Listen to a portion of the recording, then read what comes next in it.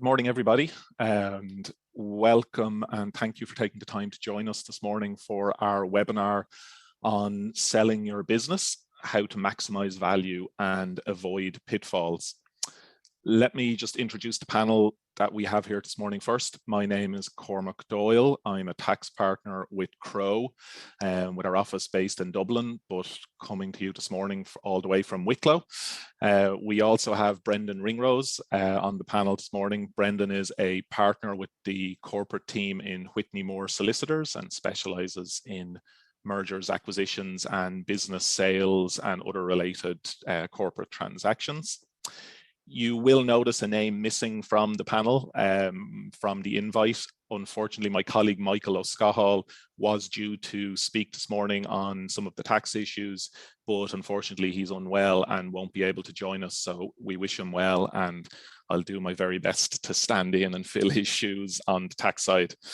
So in this session, we're going to run through some of the key issues to consider when planning a business exit or sale. I'm going to cover some of the tax issues that are important to consider while planning your business exit.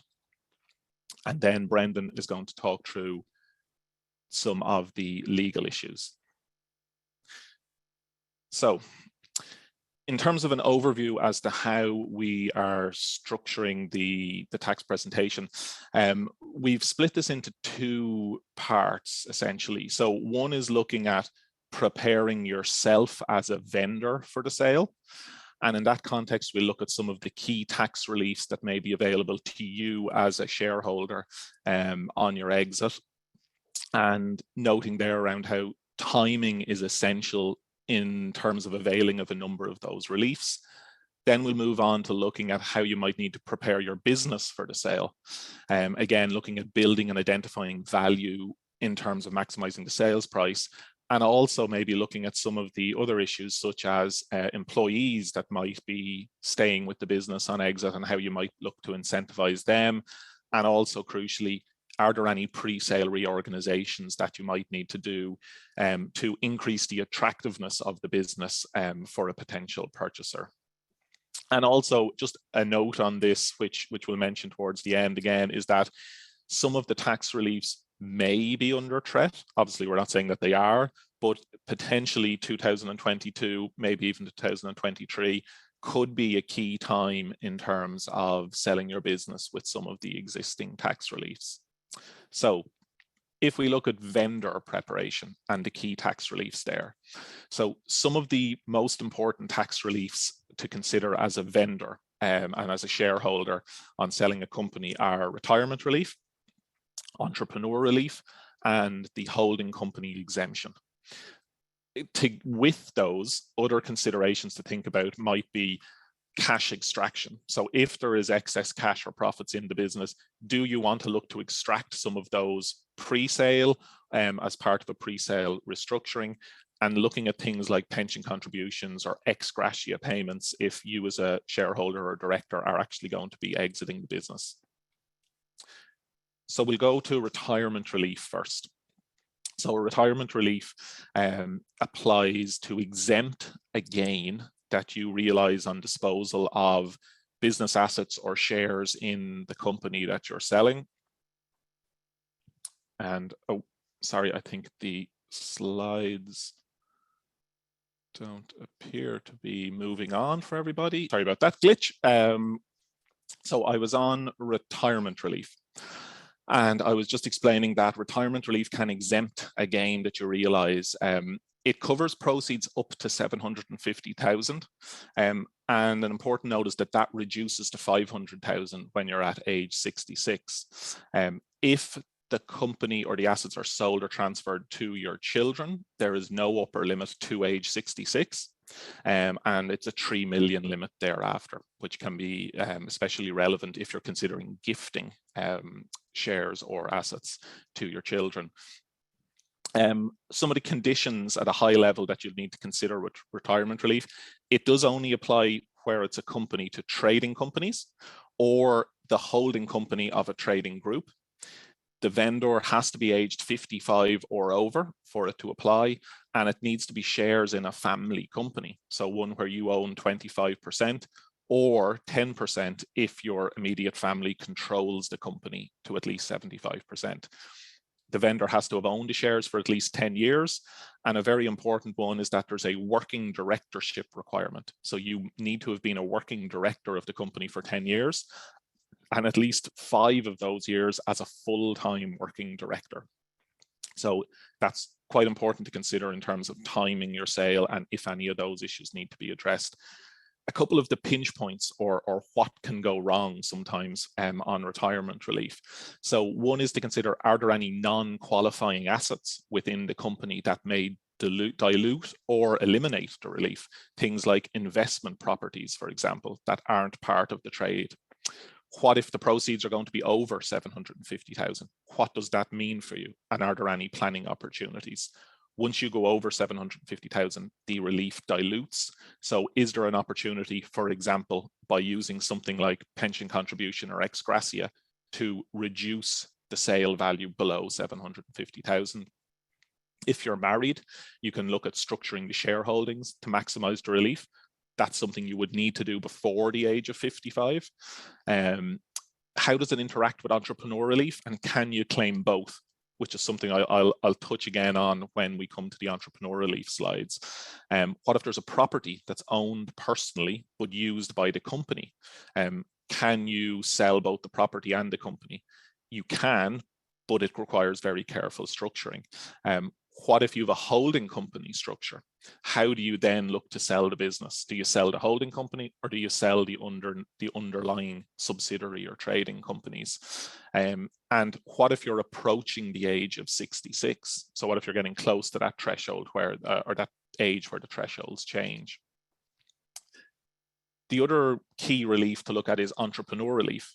So this provides a 10% CGT rate on the first 1 million of gains of qualifying business assets, which again can include shares in a company. So it's quite attractive. It saves 23% on the standard CGT rate. In terms of conditions, you have to have held the shares for the previous 3 years at least. You have to hold at least 5% shareholding for a continuous period of 3 years at any point. And you must have been working in the company in a managerial or technical capacity on a full-time basis for a continuous period of 3 years within the previous 5. And again, similar to retirement relief, it must be a trading company or the holding company of a trading group. Pinch points here in terms of, again, if you are married and you're looking at maximizing the relief in terms of splitting shareholdings. What if you have a group company, again, with non-qualifying subsidiaries? Some structuring pre-sale to try and remove those where possible. And again, property held personally but used by the company. For entrepreneur relief, that's a problem, and it typically wouldn't qualify. The interaction with retirement relief is an interesting point that comes up quite a lot, which is, can you avail of both? The answer is both reliefs can be used at the same time. However, if you are over aged 55, then you essentially use both reliefs at the same time, which means you can lose up to 750,000 of your entrepreneur relief by claiming retirement relief. So again, there can be some careful planning there. On holding companies, using a holding company structure can be very advantageous. Why? You can receive dividends into the holding company from subsidiaries with no extra tax. If your holding company sells the shares in a trading subsidiary, there can be a complete exemption from CGT, provided some of those conditions, all of those conditions are met. The question then can often be, well, what do I do with the funds from sale, the proceeds from sale in my holding company? And that's obviously something that would require careful planning as well. So if we look at, I suppose, a hybrid solution, so how could you use maybe both? So a typical scenario could be where, if in this example you owned a trading company valued at 10 million, you could put a holding company in place. The holding company could take on up to, say, for example, 80% of the shares in the company, and you individually hold the remaining 20%. And that could be structured in such a way as that the shareholder individually is disposing of shares to avail of entrepreneur relief or retirement relief. And then the holding company is receiving the balance of the proceeds in a tax-free way. So it can give you funds in your own name and then some funds in the holding company. Again, to put that in place can be complicated. So there are some complex issues, and timing and structuring things is very important. I mentioned pensions and ex gratia, and I won't dwell on those just due to time, but they can be a useful way of extracting funds from the business. So what would have been value in the business, by extracting them pre-sale or as part of the negotiation of the sale in a tax-efficient manner. There's tax-exempt ex gratia payments. You can get employer pension contributions. And if it's a choice between taking those or leaving that as the value on sale and paying 33% CGT, again, they can be quite interesting. Just the note we mentioned at the beginning, is it getting close to time to act? The Commission for Taxation is reviewing all of those reliefs. There has been some soundings that some of the reliefs may be in question, but obviously that's all speculation. A key date is going to be the budget in October this year, and then looking into the Finance Act towards the end of this year. So it's something to be mindful of with your planning, but obviously speculation is not something to ground your plans in, but it was just something useful to mention.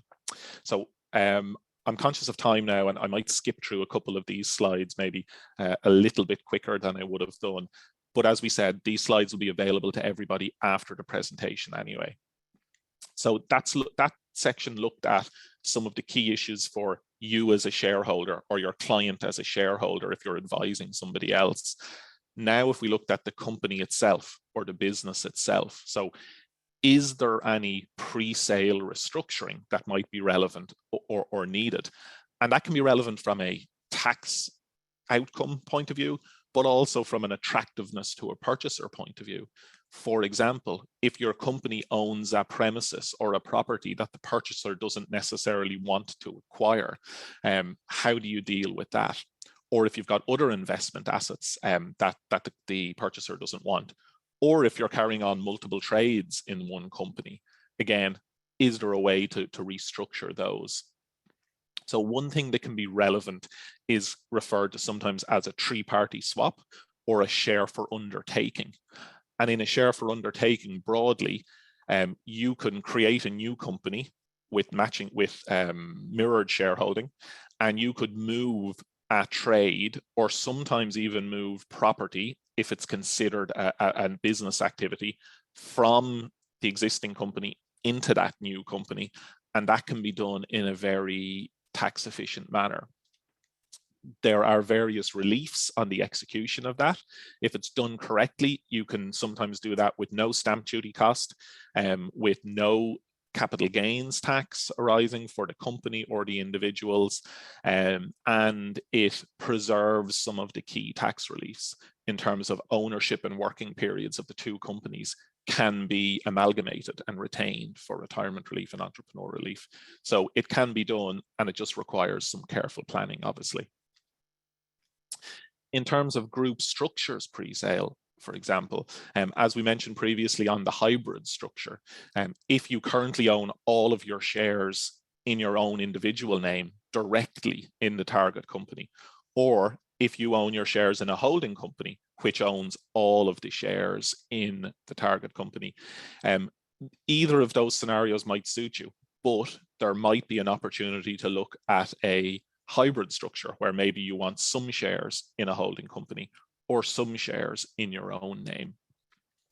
Again, there are ways to do that. A share for share exchange, for example. So if you own all the shares in the target company, you can set up a new holding company. For example, you could do a share for share exchange where the holding company takes on at least 50% or more, at least 51% or more of the shares in the target company in exchange for giving you shares in the holding company. So you can do that without triggering any capital gains tax also. So you could end up with some shares owned in your own name and some shares held by your holding company. Again, something to watch on there is that the shares going into the holding company, to get the CGT exemption for the holding company, that 12-month time limit that we mentioned does start from when you put the shares into the holding company, whereas the ownership in general, in terms of retirement relief and entrepreneur relief, does amalgamate. But for the holding company to avail of its exemption, you would need 12 months. So again, timing is important. And the earlier you can plan for these things from a tax perspective, the better.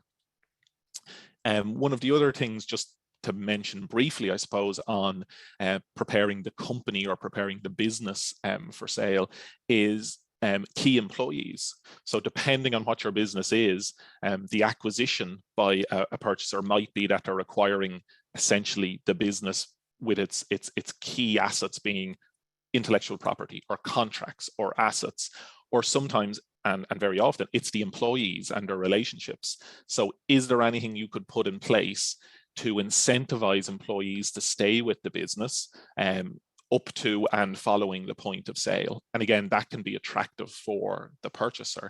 So for example, you could put in certain share schemes like share option schemes or phantom share schemes, which is essentially like a bonus calculated by reference to share price. Keep is a tax favorable share option scheme where you get capital gains tax treatment instead of income tax treatment. Again, these things, the earlier you can plan for them, the better. And the sooner you can implement them, the better as well, because some of them will have time periods that need to elapse before you get to the sale. I suppose just, although it's not essentially tax, and just as I wrap up in the next minute or two, just I suppose the link to the commercial issues around maximizing value and some of those tax reliefs and some of that tax planning. I suppose one thing is obviously you want to get the presentation right in terms of efficiencies in the business and try to address any deficiencies in the business before you come to a sale process. That could be structural issues within the company. Is the company itself established in a tax efficient way in terms of the group? You might want to identify any issues that need to be ironed out pre-sale, any historic tax issues. Is there any warehouse debt, for example, from the last couple of years from a tax point of view? You really want to be thinking about what might come up in a purchaser due diligence, and is there anything that we can try to resolve from a tax perspective? I suppose in terms of share value, considering the value of your business, which can, you can assign a value to it. What's the value of it to a purchaser? But also in terms of considering value as it pertains to the different tax reliefs and maybe around splitting shareholdings and things like that. So if you are looking at a sale in 5 to 10 years, the value you hope to get at that point might be significantly more than the value now. So if you're doing some pre-sale restructuring, maybe you're operating off a lower value now. To your advantage, could the value of your business right now be possibly less from a valuation perspective due to COVID over the last couple of years? And can you use that to your advantage? So can you use that now as a time to maybe, cap the value in existing shares, and you could look at issuing new shares for future value to a holding company, just for example. So there are different ways and different opportunities when we look at value. So in summary, from the tax side, in terms of those issues we've raised, obviously selling your business is a massive milestone, potentially a one-off opportunity to realize significant value for you, your family, and other shareholders. The reliefs can greatly reduce the tax cost and therefore facilitate further wealth creation post-sale. Are any of the reliefs in danger? October will be very telling this year, but even October next year. So any planning you do should try to be as flexible as possible, that, if a relief was to disappear, that you haven't cornered yourself and you haven't restructured so that you are totally reliant on one relief over the other one. Another point, again, back to the commercial side of it, is that selling a business can be a very lengthy process. Sometimes we can think that the deal is done when, initial terms are agreed. But then you get into a process of due diligence, documentation, and this will lead into Brendan's presentation then around the various legal documents. So it can be a lengthy process, but that can also provide you some opportunity then from a tax point of view to get your structure right. Your commercial objectives have to be considered when you're looking at the tax structure. And I'm going to finish on this point because I think it's so important, is that certain tax reliefs are very beneficial, such as the holding company being able to dispose of trading subsidiaries with no tax. But that puts the money into the holding company. So if your own personal and commercial requirements are that that money needs to be in your pocket, then you need further planning. So getting it to the holding company is one stage, but then how do you go from there? So it's really important whenever we work with clients that we try to establish what their personal goals are in terms of the personal funding versus funding that can be sheltered in a company for future use. So that's a relatively quick and high-level overview of lots of the issues to consider from a tax perspective. As you can appreciate, there is lots of different issues to consider. Really careful planning is required from a tax point of view, but that links very closely into the legal side of everything I've discussed, and good legal advice and being sure that you're ready legally is a prerequisite. It's vital to any process of selling a business. So on that note, I'm going to hand over to Brendan, and Brendan is going to run you through now some of the legal issues that are connected with some of the matters I've just discussed on the tax side.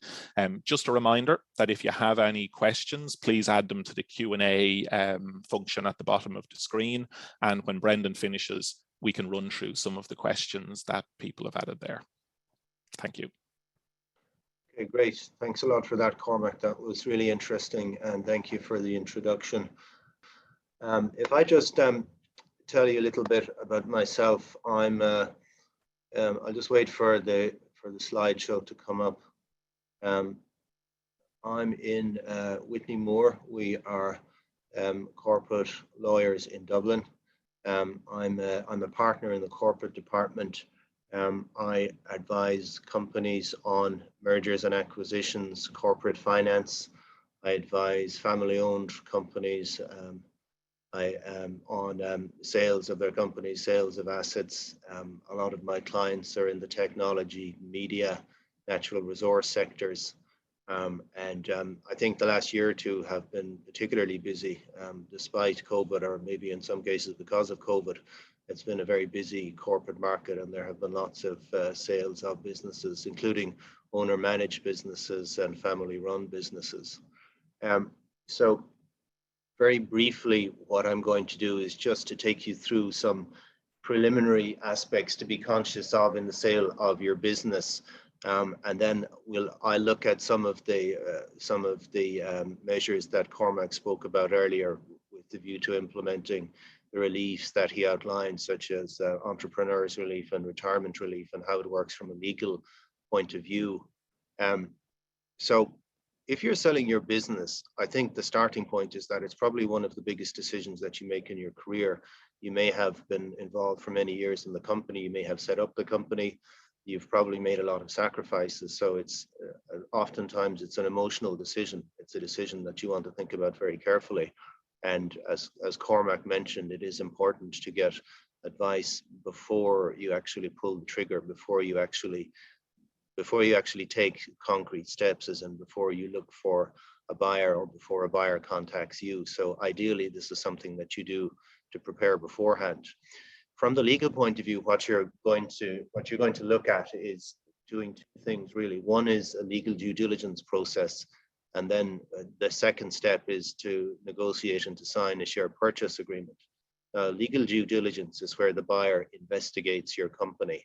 Typically what happens is the buyer's lawyer sends a list of questions to you, which will deal with the legal position of the company, the assets and the liability of the company. So typically the buyer will look for copies of your contracts, your supplier contracts, customer contracts, employment, your licenses, your office lease, your IT contracts, your software contracts, and that tends to be a fairly detailed exercise. You may be able to do most of the replies yourselves, or you may have to seek the assistance of your advisors, your legal advisors, your tax advisors. The idea then is once the buyer has information on you, the buyer goes and they draft a share purchase agreement. Share purchase agreement isn't a standard form document, as you can imagine. It'll deal with how the price is to be paid to you. So are you going to be paid cash? Are you going to be paid shares? Or is it going to be a combination of both? It'll deal with whether all of the price is going to be paid up front. Will some of it be paid afterwards? Will there be an earnout? Will there be escrow? Will there be funds placed in escrow? So that'll be one of the major things, the price. It'll also deal with warranties. Warranties are statements that the buyer will ask the seller to give in relation to the assets and the liabilities of the company. It's normal for there to be a fairly detailed schedule of warranties, can be anything from between 10 to 50 pages. It can be pretty detailed. The buyer will also typically, if they identify any liabilities in the business, they'll also ask for indemnities to be given by the seller. So as you can imagine, like I say, the share purchase agreement tends to be negotiated. So typically what happens, the buyer issues the first draft of it, the seller looks at it, discusses it with the seller's advisors, and then generally produces comments on it or produces a markup and sends it back to the buyer. Typically, a share purchase agreement takes at least a couple of weeks to finalize because there's a lot of detail in it. It can take longer than that. So I think realistically, between due diligence and signing a share purchase agreement, you're looking at probably a month or two at best. Sometimes it can take longer than that. So I think it's important to have realistic expectations in relation to timing of the process. One of the things that's very beneficial before you actually pull the trigger is to do a legal audit of your own business, which will really help you identify what are the stopping points, what are the things that can delay the sale. One of the starting points is whether there are other shareholders in your company. If you're the sole shareholder, it's fairly straightforward. But if there are other shareholders and you want to sell the shares, most buyers will want to buy 100% of the shares. They won't, if at all possible, they won't be interested in having a minority shareholder on board. So they'll be looking for 100%. The question is, if one of the minority shareholders doesn't want to sell, say you have a 1% or 2% shareholder, and they decide not to sell, what do you do? Well, under Irish law, it's very difficult to get a minority shareholder to sell their shares if they don't want to. In some situations, you can apply for a court order, but that's very time consuming and it doesn't apply in a lot of situations. So really what you're looking at, what you should have is a drag along clause in if you have a shareholders agreement, it could be there or it could be in the constitution. A drag along clause will provide that if the majority of the shareholders want to sell their shares, they can call on the other shareholders to sell. But if the other shareholders don't sell, then they can be compelled to transfer their shares. So that's certainly highly recommended to have. And if you don't have it, it's certainly worth putting it in place before you actually pull the trigger. Other things that are worth looking at and that can delay a transaction are consents of third parties. Now, examples of them are if you have contracts with your suppliers or your customers, sometimes there'll be a clause in the contract which says that the consent of the supplier is needed to the transfer of the shares. And if you have to get that, it can delay things. And it all depends on how the clause is actually written. Other contracts that you should look at are facility letters or loan agreements with your bank. They often have consent. So you'll often have to get the consent of the bank to the transfer of the shares. Similarly, if you have a mortgage, if the company has a mortgage or a charge, then the consent of the lender, the consent of the bank is needed. Another one to look at is licenses. If you have a license from a department or a state body, typically they'll have a consent that has to be given before there's a takeover of the company. Another area that is worth looking at are employment contracts or service agreements. A lot of companies may not have employment contracts for all of their employees, or they may have employment contracts that are long out of date. If a buyer, typically a buyer in the due diligence procedure will discover whether there are any employees who don't have contracts, and typically they'll want a contract to be put in place. Now that may or may not be straightforward, but you could have an employee who looks to renegotiate their terms, or who's looking for a special deal or something like that. So that can result in delays in the process as well. I think the other thing probably worth mentioning that I come across a lot is data processing. For the last couple of years, data processing has been governed by the GDPR, the General Data Protection Regulation. It's an EU regulation that came in a couple of years ago, which imposes a lot of obligations for companies. So typically, if you're processing data, if you have a significant amount of data processing, and if you're doing any of that outside the EU or the EEA, then there are quite a few measures that the GDPR requires you to put in place, which you may or may not have been able to comply with. A lot of companies find it difficult to comply with everything in it, and a lot of buyers these days are looking for indemnities as a matter of course if there's any uncertainty in relation to data privacy. So it's certainly worth looking at that now, and if you can, to do a data protection audit, particularly if you're doing a lot of data privacy. So the result of the legal audit is that it will avoid delays, which typically when you're doing due diligence, some of these things arise for the first time. If you manage to identify most of these issues beforehand, or if there are issues there, it should avoid you having to give warranty cover in the share purchase agreement, or the buyer looking for indemnities in the share purchase agreement. And really what you're looking at is that what you really want to do is to maximize the sale price, because if there are these kinds of liabilities in the company, then they're either going to they can result in indemnity claims, or they can result in the buyer reducing the price. So that's really the end goal, is to maximize the price that you receive from the buyer. So okay, let's look at one or two of the points that Cormac mentioned in relation to restructuring. Now, these are relevant in relation to if you're going to be claiming entrepreneurs relief or retirement relief. So one of the critical things that you may have to look at is transferring unwanted assets out of the company. And I'm taking the example of a trading company. Let's say it carries on a marketing business, and it also owns its own office lease. So it's got two businesses. It's got the essential business, marketing business, and it also has got an office lease business, which is the non-essential or non-qualifying asset. Let's call it a non-qualifying asset. So in order to claim the entrepreneur's relief, or one of the other tax reliefs that Cormac mentioned earlier, in some situations you will be looking at transferring assets out of the group. Now, there's also another situation that you might be looking at taking the qualifying assets, in this case the marketing business, and transferring that out of the group and into a newly incorporated company, into a new co. So we'll look at that as well. So let's look at the first situation where you want to transfer a non-essential asset out of the business. Typically, what you're doing is you're transferring the asset. Okay, so let's say it's the office lease, and it can either be a company.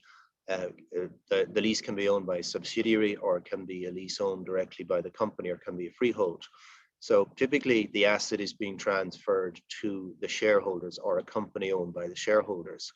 Typically it's done for less than market value. So where an asset is being transferred to a shareholder for less than market value, it's a distribution under company law. A distribution is it's where the asset is transferred for under market value. The company can do it, but the company has to have distributable reserves in order to do so. Distributable reserves are profits available for distribution. They're defined in the Companies Act, and typically what you'll do is you'll look at your most recent management accounts or your audited accounts, and you'll be able to figure out pretty quickly whether you have distributable reserves. If you don't have distributable reserves, you can create them. Now, creating distributable reserves there are different ways of doing it. Probably the most straightforward way is by doing a capital reduction under the Companies Act. And in doing that, what you're looking at is you're converting a non-distributable reserve, which is typically share premium, and you'd be talking to your accountants about your balance sheet to work out exactly how much it is, but you're converting share premium to a distributable reserve. Now, from a legal point of view, it's relatively straightforward, but the directors of the company do have to swear a declaration of solvency, which means that effectively the company will be solvent for a period of a year afterwards. But if the company was to go insolvent, the directors can have personal liability for the debts of the company. So as you can imagine, it's not something that you want to do if you can avoid. But having said that, if you do have to do it, it's really a question of sitting down with your financial advisors, checking your audited accounts, your management accounts, probably your bank statements, so that you have the level of comfort to allow you to give the declaration. Something that I've noticed in the last couple of years is that if you're making the declaration and if you sell your shares, if you sell the company within a year after the declaration, you as the seller of the shares will have lost control of the company because you've sold it to the buyer. So the buyer will control the company. That's from the point of view of the liability for the 1 year period after making the declaration. Typically what a lot of sellers are doing is they're getting some protection from the buyer in the share purchase agreement. So one of the ways you could do it is you get an undertaking or covenant from the buyer saying that they'll ensure that the company is solvent for the rest of the 1 year period. And that tends to work. If you do have to make a distribution and you cannot create distributable reserves, there are other ways of doing it. One of them is you could convert the company into an unlimited liability company. Unlimited liability companies aren't subject to the restrictions on distributions, so they can make a distribution without having distributable reserves. Now, the disadvantage, of course, is that you lose the benefit of limited liability. So the typical company is a company with the share capital which has a limited liability. Unlimited liability companies can involve if there's a claim, if the company has debts, the shareholders of the company can have unlimited liability. So I mean, typically it's one that may suit a company that doesn't have a lot of liabilities or is pretty low risk from a liability point of view. It may not suit every company. Some other things to be conscious of in transferring assets out are if there are connected persons, and generally in a transaction like this, what you're looking at is the majority shareholders in the trading company are transferring to themselves or a company owned by them. So typically you'll need to have a resolution under section 238 of the Act. That's a shareholder resolution, an ordinary resolution, so it's the holder of the majority of the shares. Another issue to be conscious of is financial assistance under section 82. Financial assistance applies where an asset is being transferred for less than the market value. And in some cases where it's closely linked to the share purchase consideration, where it's linked to the share purchase agreement, it can come within section 82. Now, generally you should be able to structure it so that it doesn't. But if you weren't able to do that, then you just need to be conscious of section 82, because typically the way around it is for the directors to swear a declaration of solvency, which is similar to the capital reduction in the previous slide, which does carry the 1 year liability period as well. So it's something that you'd want to avoid if you could. Another thing to be conscious of is the actual solvency of the company generally. So that when you're transferring the asset out, it's important that the company afterwards is still solvent, that the company is still able to meet its debts, that none of the creditors are prejudiced, because if there were any issues there, then the directors have fiduciary duties, and if the company was to become insolvent, then there can be claims against the directors. But typically you'll be covering that when you're looking at the solvency distribution before you transfer the assets. So the result of the reorg is that the company, in this case, so to take the example of the marketing company, it's transferred out the non-essential asset, the office business or the office lease, and it's left with just the target assets, which makes it more attractive for the buyer and should hopefully manage to increase the purchase price. So let's just look at the final area, which is, and this is picking up on one of the points that Cormac mentioned earlier about, in this situation, we're transferring assets out of the target company, but in this case, we're transferring the target assets. So to take the same example of the marketing company with an office business, in this situation, we're looking at transferring the marketing company out of the company, out of the target company, and we're looking at transferring it to a newly incorporated company. Now, it might sound a bit counterintuitive. Why would you want to transfer the business, the target business, out? Well, there could be all sorts of reasons. One of them is that, let's say, the marketing company has been trading for many years. It could be anything from 5, 10, 15, could be longer than that. The longer a company's been trading, the more time it has to pick up liabilities. For instance, the marketing company could have tax liabilities. It could have claims by buyers. It could have claims by suppliers. There could be any sort of liability. But the longer the company is on, the longer it's been trading, the more likely it is to have significant liabilities. And the buyer will typically pick these up in the due diligence procedure. What it means is that for a buyer, often it'll be more attractive for them just to acquire the business. They're not particularly interested in some situations in acquiring the shares, because if they acquire the shares, they pick up all of the liabilities that the company has had.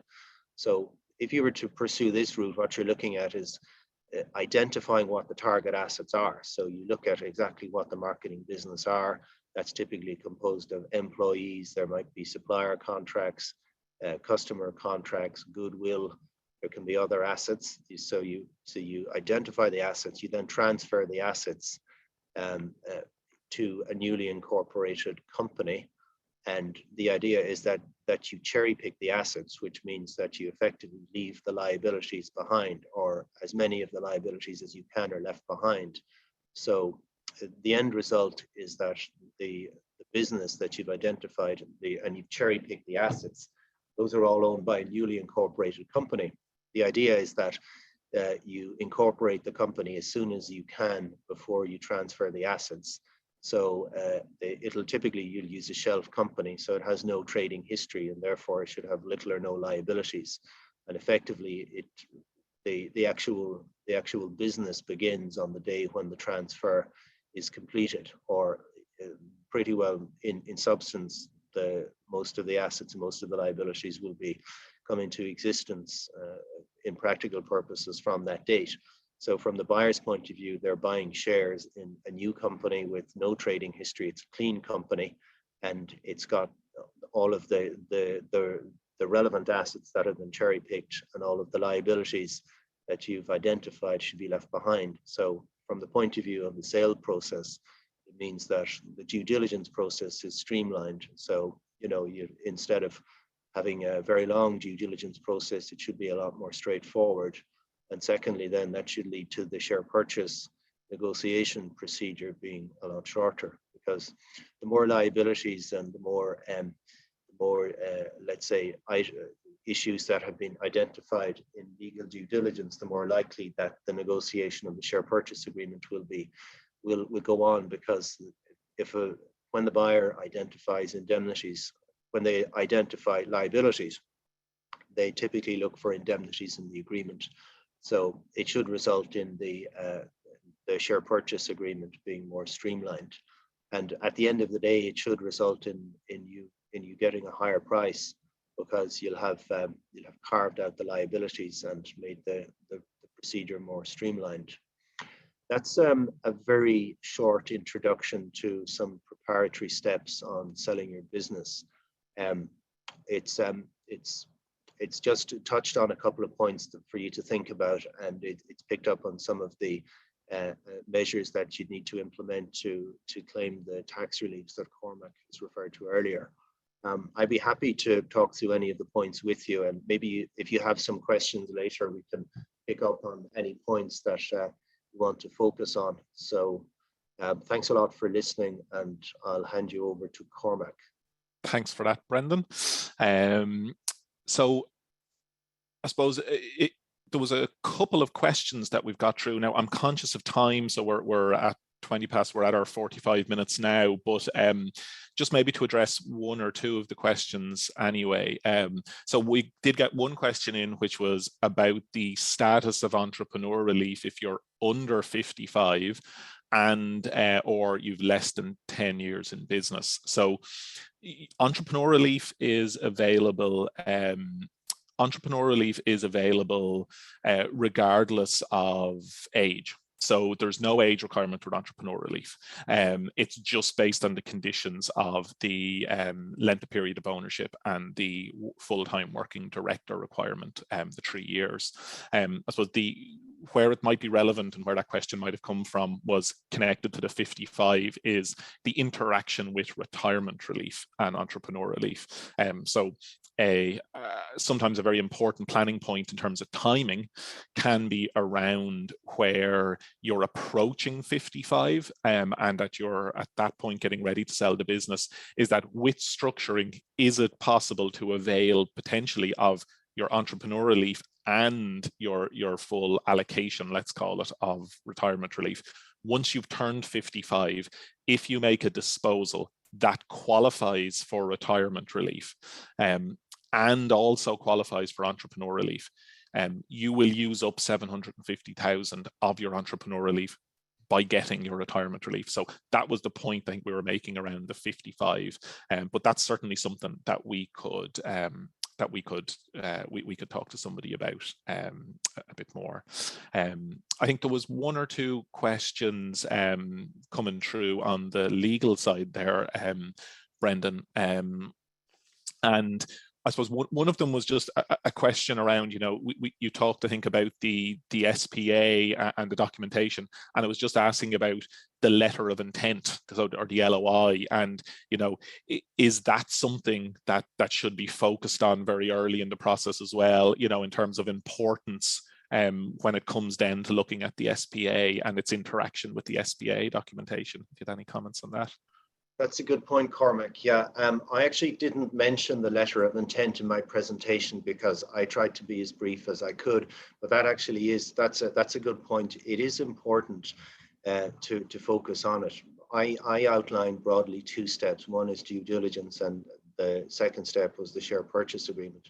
But typically, what tends to happen these days is around the time of due diligence, or sometimes even before due diligence actually start, the buyer and the seller get together, or their advisors get together, and they put together a summary of the terms.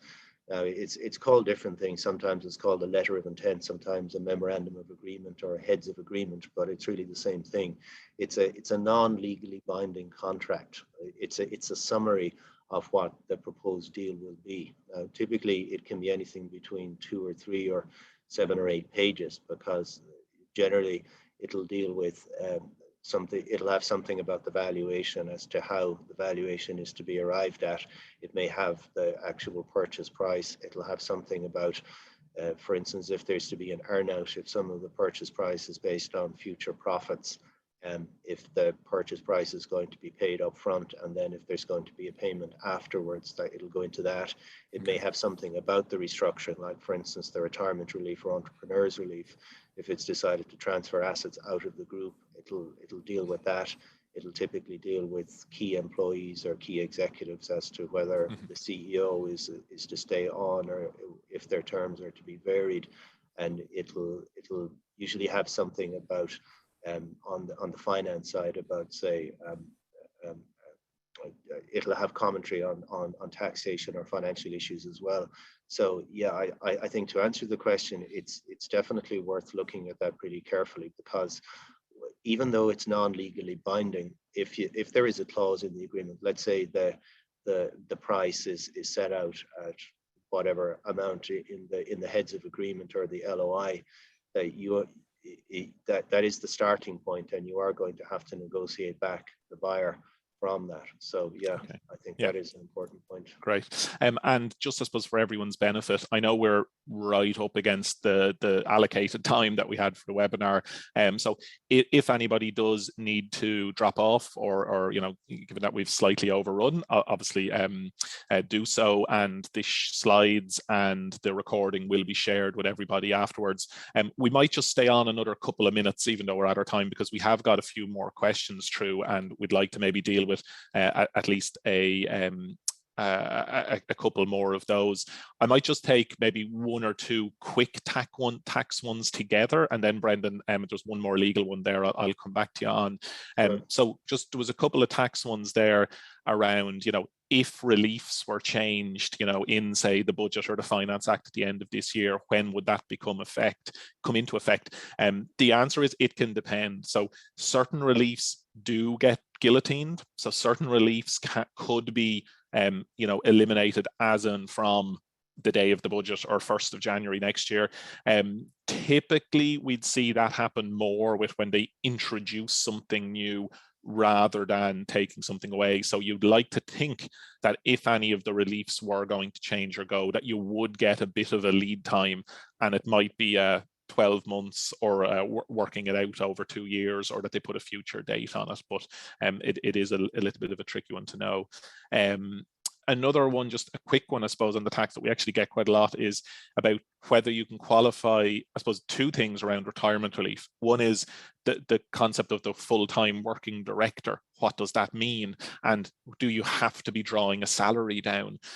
And I suppose the question of whether you're drawing a salary down or not becomes quite practical, in that if you have a contract of employment, and if you can demonstrate, if needed, that you are devoting the majority of your time and working full-time for the company, do you necessarily have to be drawing a salary down? Maybe not, but it is a very strong indicator, usually, of the fact you're working full-time, that you would be taking a salary. The related one to that was, can you liquidate a cash-rich company instead of selling it to avail of entrepreneur relief? And I'll add on maybe retirement relief to that. So in either instance, a liquidation of a company can qualify for the tax reliefs for entrepreneur or retirement relief. It is a very, very complex area, though, and there are risks involved with it. So there's a difference between liquidating a company that is trading right up to the point of the commencement of the liquidation, and liquidating what has essentially become a cash holding, non-trading company. And there can be significant risks with not qualifying for some of the release if you are liquidating just a cash rich company. There are ways to approach revenue. You can look for, you can make submissions to revenue and look for opinions, but typically speaking, the businesses do need to be trading right up to kind of where you're looking to take your reliefs. I think we probably have time just maybe for one more, Brendan, on the legal side. So somebody has asked, sorry, I've just lost it there. Oh yeah, so somebody has asked that in terms of a warranty, you know, if a warranty turns out, say, not to be complied with, or was, well, you know, the warranty they gave wasn't accurate. Sure. I suppose the question is, you know, what's the typical mechanism for that, like of penalty or of redress for the purchaser? How, just broadly, I suppose, how would that typically work?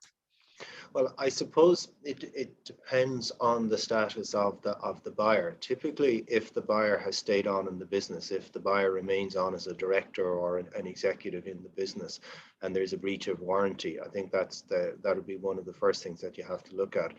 Most buyers will, let's say there's a breach of warranty, there's a tax claim, or could be a claim for breach of a contract. If the seller is still staying on in the business, the buyer most of the time won't be particularly enthusiastic about taking a warranty claim against a buyer.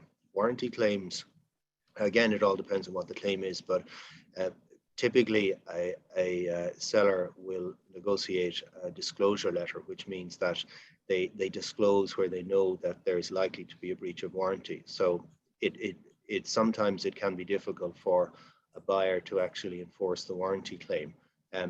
if they do decide to do it and the seller is still working in the business, they may be reluctant to do so even if they have a legal case. If they decide, having gotten over those two obstacles of the disclosure letter and the seller being involved in the business, if they decide to take a claim, then a seller can have personal liability for the claim. Now, typically there tend to be all sorts of limitations in the agreement, such as that the claim has to be over a certain level. There's typically there's a buffer zone for warranty claims, typically negotiated in the share purchase agreement. So the seller may not actually have liability until the amount of the claim is above a certain level. So, you know, yeah, that claims do arise. They typically don't tend to be all that common, but there are plenty of protections in there. But ultimately, there is a risk of personal liability for a seller, which is why it's important to do your due diligence and to do a detailed disclosure letter, because that should pick up most of the liability under the warranty claim, to pick up a lot of it. And Brendan, maybe just one associated one, and this is the last comment. We're at 9:50 to 10:30, so we'll close it at this, everybody. And Brendan, just maybe linked to that was a question about, you know, if you're preparing, you know, is there any recommended time frame for, you know, when might you do your own internal legal you know, legal due diligence, or your own legal health check, so to speak, you know, in the company before, or your legal audit, I think is what you referred to it as, you know, before you know, is there any particular timeline? Should you do that now? Can it be too soon? Can it be too late? You know, is there, or any time to do that kind of internal legal audit? Yeah, I would think ideally, and it's very easy for an advisor to sit back because you're not running the business, but I think ideally about a year beforehand would be the time to sit down to look at your contracts, to see that all of your key employees particularly have employment contracts, that something hasn't been overlooked over the years. If you're a software company or internet company, or you're doing data processing, I think it's important to do a data audit. I mean, I would recommend to some clients that it's certainly worthwhile appointing an external data privacy auditor, somebody to look at your systems, because that tends to be something that can delay transactions, or buyers can ask for all sorts of indemnity covers, and they can try to negotiate the sale price as well. So I would think ideally about a year beforehand, but I would think no less than 6 months before you're actually ready to pull the trigger. And by pulling the trigger, it's really when you first approach a buyer, or a buyer first approaches you, could be the other way around. So I think that would ideally, that would be the way to do it. About a year. Okay, that's great, Brendan. Thanks. So look, as we said at the beginning, if anyone has any further questions after the session, you know, feel free to follow up with myself, Brendan, or Michael, whose contact details, everyone's contact details, will be on the presentations and sent out. At this point, I think we're just at 10:30, so I'll wrap it up here. I'd like to thank Brendan for his time today, for what I hope you found to be a very interesting and informative session. I know I certainly did. We will be sharing a recording of the session with everyone by email, everyone who signed up. And all that's left to do then is to thank everybody who joined the session this morning. We hope it's given you some valuable insights, some ideas, some things to think about in terms of maximizing value and, you know, starting to plan for your exit from the business. So thanks, Brendan, again, and thanks everybody for joining us, and we'll be in touch with the recording of the session soon. Thank you. Thanks, Cormac.